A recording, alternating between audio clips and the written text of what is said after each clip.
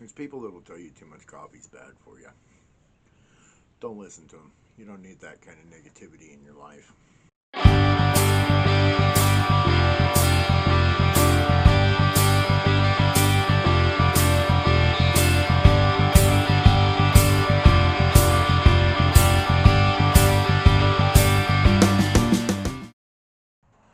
So, I'm gonna take a little bit different approach today.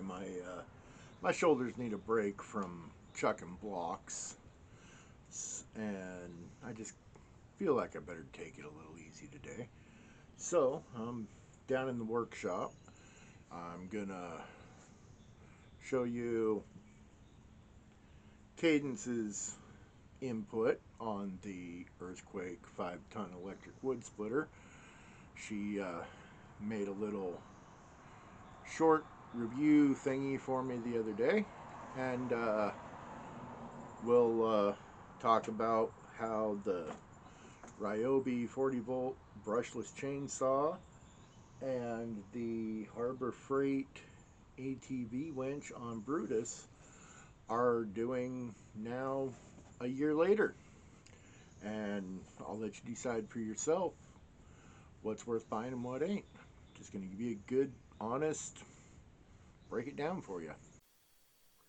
Since you've made it this far into the video, and I probably need to cover up some kind of obnoxious noises from a piece of machinery, I figure this is as good a time as any to ask you to subscribe, maybe even give me a like. You can comment too if you want to. I really like it when people tell me where they're from, just because it gives me an idea how far my videos are reaching. And if you look in the description for this video, you'll see a link to a Patreon page. You absolutely don't have to do anything with that if you don't want to, but if you click on it and choose to join, your money will go to helping fund future episodes, buying parts, seeds, plants, bush hippie stuff. Or there's also the possibility that you're my friend's dog and this video was left on to keep you either distracted or calm, in which case, good boy, Scrappy. Hey y'all, so I know it's not a normal segment, it's normally Dad, but me and him had an agreement that I would do my own little segment this episode, so today we have me and a fabulous star. Toby, come here! And a fabulous star, and we are going to be doing the tool review for the Earthquake wood splitter. And so, in all honesty, I think that it's a really good wood splitter. Like, it can split these chunks pretty decently. You just have to run them through a couple of times. And if they get stuck, you just take a piece of wood about this big, kind of like this, and you just run it through there. And then it'll pop right out, but over the winter and stuff, it is a lot harder to use, at least around here, because of the fact that it gets pretty cold pretty fast, and it wants to blow breakers because the oil gets too thick. And sometimes it's just a real bear to run, and it's occasionally just a lot easier to use an axe. And yeah, but one of the pros is it's really easy to use if you have a bum knee like I do, or if you have a bum arm, or something like Dad did. He was even able to use it in a sling, right, Dad? Yeah. Hardest part for me this winter actually was getting the wood to it. Once I had it there though, yeah, good to go. Rock Hey, and Dad, grab roll. his leash. Oh, come here, buddy. So, and so that's one of the biggest pros is that you can use it whether you're injured or not. Of course, it does depend on the injury, but other than that, it's really good. I will say it's a lot easier to split green wood versus cured wood because the green wood is a lot mellower than cured wood because there was a couple instances when we got this last summer. I bought it last fall, actually. There was a couple instances last fall where My overwinter was when we started having the whole wood cannon issues. yep, the last fall slash winter was pretty spooky for me when I was running it because I thought that it would take my head off a few times because I was cutting cured wood and it would always backfire or something, so I just stopped using it for a little while. And then I started using it more with the greener wood and I realized that it was a whole lot easier to use. With the greener wood, it just wants to go in a lot smoother and a lot easier, and overall it's just easier to use. Um, so yeah, but other than that, I think that it's honestly a very good wood splitter that you would enjoy.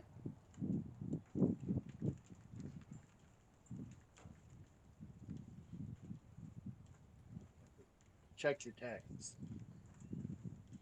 Hold on. I can edit this out. Oh, and the 4-way wedge. I'm not standing up currently because my knee is in excruciating pain, but And I have my dog. Okay, Toby, hang on. Dad's got to run the camera, boy. here is the 4-way wedge. And this thing is yesterday at least when I was running it for me was a complete lifesaver because of the fact that it was really easy to use. Only issue I had was occasionally it would get hung up on the back of this. And yes, I'm smacking my hand against the back of this because it is not as all sharp on the back. It is extremely sharp along there though, which is why I'm not touching it. I wouldn't say extremely. It could be sharper. But I overall really like it. And with the setup that Dad currently has, I like it. It took me a minute to get used to this little backwards lever action. I despise that. And I would say the only thing that I don't like is how much the table is tilting that way, but that could be because of yesterday when the wood that was going through this wedge was going into that beam right there and making the whole thing come out. But that's just a little bit of configuring that we got to do. Other than that, I think that it is honestly really good, and you can also move it by yourself. No problem. Dad, did you move it by yourself to get it down here? Well, it weighs somewhere in the neighborhood of 100 pounds. So I let gravity do the work to get it off the table we had it set up on the porch. And then, as you know, because you came out and ran the boom for me, I used the crane on Brutus to get it in the trailer. And then I used the crane to get it where it's sitting right now. I just wasn't able to film it and put it in that episode just because I kind of had my hands full. Couldn't really run a camera and everything else. And your knee was bugging you so goddamn bad that day you couldn't come down here. Well, you also kind of stole Bruce from me. So. But other than that, I think it would be a very decent buy for y'all to get. Well, and If you got on top of that, that sucker was from Tractor Supply. It was $400 out the door with a 2-year extended warranty and a gallon of hydraulic fluid. You're not going to buy a big gas powered one for that. And you get right down to it, unless you got to split a lot of like really knotty wood, you most people don't need the big 20-25 ton gas powered splitter. Well, it's also a lot cheaper than a gas powered splitter. Oh yeah, Are we gonna get into that? yeah, those are like 1,000 and up. Yeah. You get into double digit tonnage, you're paying 4-digit money. Yep. And this little thing was pretty cheap. And if you need portability, it runs just fine off of my antique, practically Coleman generator. Yeah. So, but that's the tool review for the wood splitter. Bye, y'all. So, in the last video in this series, I plugged this damn thing once again. I can't help it. It's great. I mean, I love it. It coming in at just under 11 pounds. It's awesome for me because of my bad shoulders, and just we're coming into season 2 with this thing being my main saw, and all winter it was processing wood, doing the final processing on the wood before it went into the wood stove. It's freaking cleaning up brush and blowdowns. Used it to as part of the my kit when I was pruning all the fruit trees, getting everything ready for spring around here. It's just, oh, man, I cannot say enough good stuff about this little saw.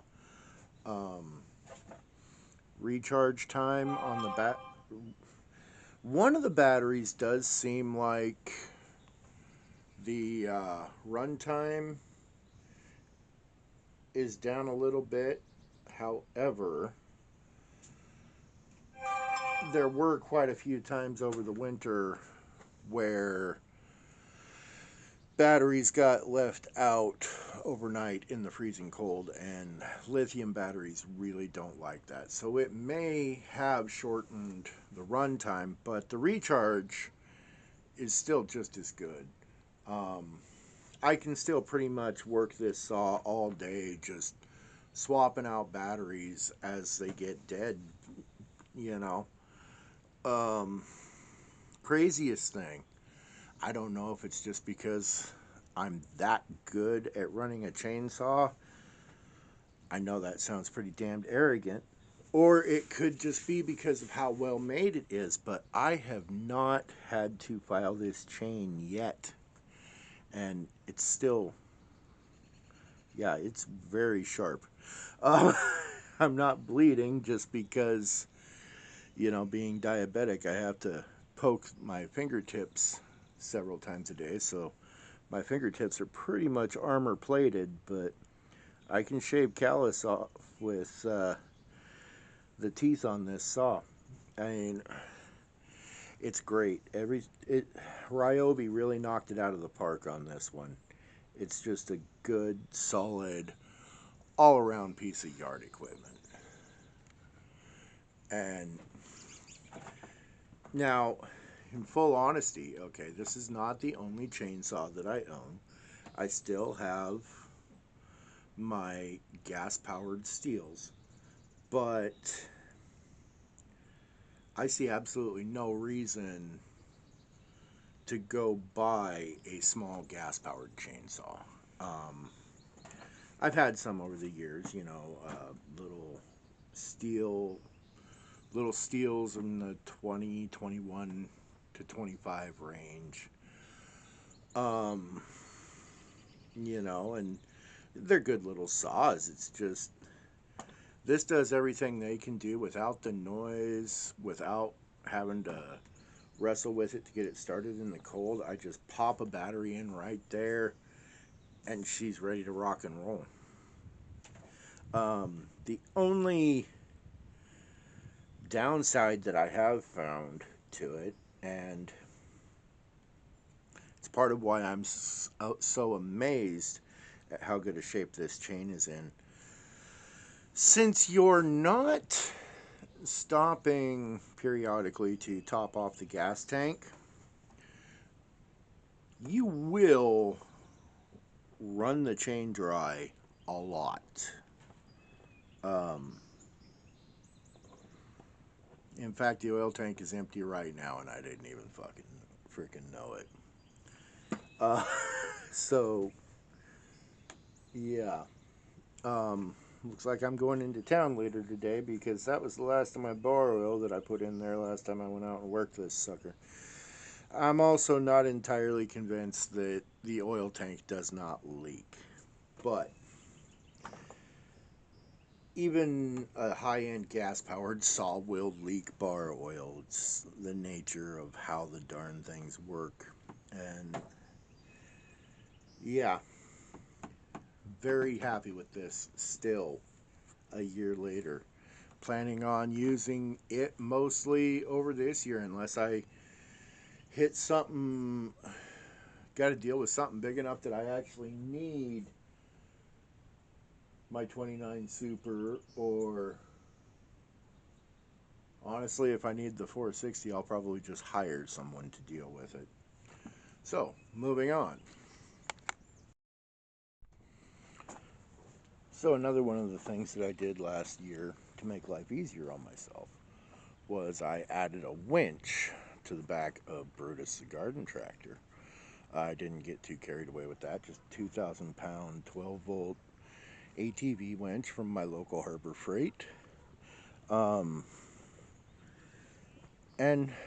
it's still on there. I'm psyching myself up to kneel down on the hard ground and then we'll take a peek at it. And there she is. So it's still here. It's I need to tighten the bolts up. A couple things have wiggled loose. And one, pretty much the only gripe that I have with it is behind the spool here. There's a little spring steel plate that I'm guessing the purpose of it is to keep tension on your cable so that it doesn't backlash and stuff. Yeah, that broke in half the other day.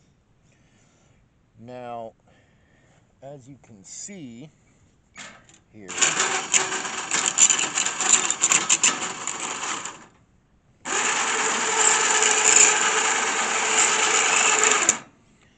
it hasn't really had much impact on the way the winch, it hasn't really had much impact on the way the winch operates. I mean, it always has spooled up kind of weird.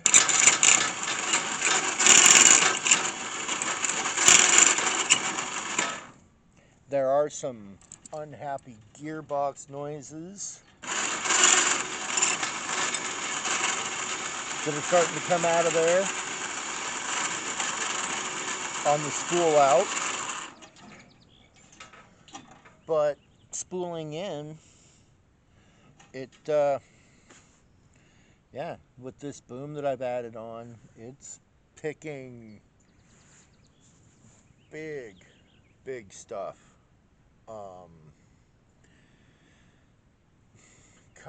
At least twice my body weight. And honestly, the only problem that I'm starting to run into with that is keeping the front end on the ground. It turns out, even with that big V-twin under the hood, I still got to figure out some sort of counterbalance weight system for the front if I really want to get the most out of that boom. But that's not a big deal. I've got the stuff to do it. I just got to figure out how I want to do it. And then, of course, do it. So, well, that's where we're at right now. And hopefully here over the next couple of weeks, weather will get nicer and we can get a update on the zero budget garden for y'all. I'm not gonna lie, I'm a little bit concerned that I might have to replant some stuff just because of how bonkers the weather's been this spring. And but if I do, I do. You'll get to see a planting video then, right? So till then, have a good one, stay safe, have fun, get her done.